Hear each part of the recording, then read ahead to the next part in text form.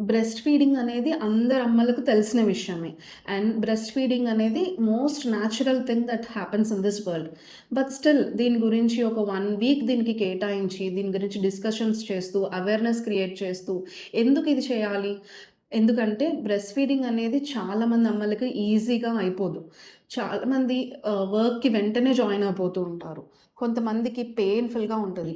And కొంతమందికి milk secretion అనేది తక్కువగా ఉంటుంది. అండ్ ఆల్మోస్ట్ అందరికీ నిద్ర లేకపోవడం అనేది కామన్‌గా ఉంటుంది.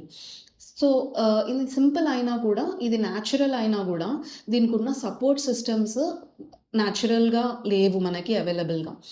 ఒక చిన్న చైర్ ఉండడము that mother can feed and ఒక ప్రైవేట్ స్పేస్ ఉండడము, సపోర్టివ్‌గా ఉన్న కొలీగ్స్ ఉండడము అట్ దేర్ వర్క్ ప్లేస్, ఒక హెల్త్ ప్రొఫెషనల్ గైడెన్స్ ఉండడము, ఇవన్నీ ఈజీగా దొరకవు. సో, బ్రెస్ట్ ఫీడింగ్ ఎంత సింపుల్ అయినా కూడా it is still luxury for many women.